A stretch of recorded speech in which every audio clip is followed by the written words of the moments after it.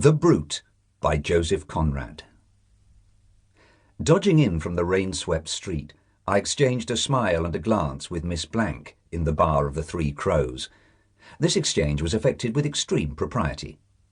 It is a shock to think that if still alive, Miss Blank must be something over 60 now. How time passes. Noticing my gaze directed inquiringly at the partition of glass and varnished wood, Miss Blank was good enough to say encouragingly, "Only Mr. Jermyn and Mr. Stoner in the parlour, with another gentleman I've never seen before."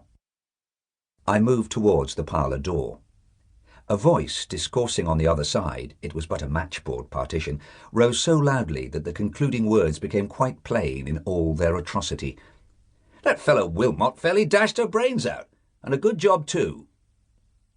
This inhuman sentiment, since there was nothing profane or improper in it, failed to do as much as to check the slight yawn Miss Blank was achieving behind her hand, and she remained gazing fixedly at the window-panes, which streamed with rain.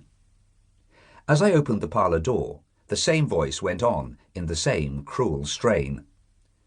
"I was glad when I heard she got the knock from somebody at last. Sorry enough for poor Wilmot, though. That man and I used to be chums at one time. Of course, that was the end of him. A clear case if ever there was one. No way out of it. None at all." The voice belonged to the gentleman Miss Blank had never seen before. He straddled his long legs on the hearthrug.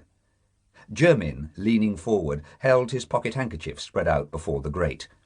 He looked back dismally over his shoulder, and as I slipped behind one of the little wooden tables, I nodded to him.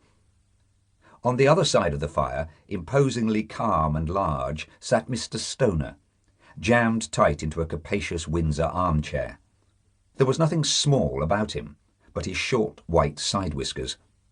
Yards and yards of extra superfine blue cloth, made up into an overcoat, reposed on a chair by his side.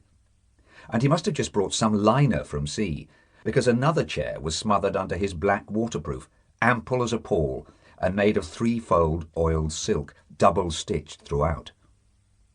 A man's handbag of the usual size looked like a child's toy on the floor near his feet. I did not nod to him. He was too big to be nodded to in that parlour. He was a senior Trinity pilot, and condescended to take his turn in the cutter only during the summer months. He had been many times in charge of royal yachts in and out of Port Victoria. Besides, it's no use nodding to a monument, and he was like one. He didn't speak, he didn't budge. He just sat there, holding his handsome old head up, immovable, and almost bigger than life. It was extremely fine. Mr. Stoner's presence reduced poor old Jermyn to a mere shabby wisp of a man, and made the talkative stranger in tweeds on the hearthrug look absurdly boyish. The latter must have been a few years over 30, and was certainly not the sort of individual that gets abashed at the sound of his own voice, because, gathering me in as it were by a friendly glance, he kept it going without a check. "I was glad of it," he repeated emphatically. "You may be surprised at it, but then you haven't gone through the experience I've had of her. I can tell you, it was something to remember. Of course, I got off scot-free myself, as you can see. She did her best to break up my pluck for me, though. She jolly nearly drove as fine a fellow as ever lived into a madhouse. What do you say to that, eh?" Not an eyelid twitched in Mr. Stoner's enormous face. Monumental. The speaker looked straight into my eyes.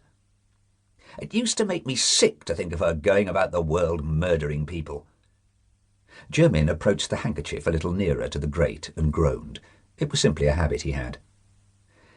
"I've seen her once," he declared with mournful indifference.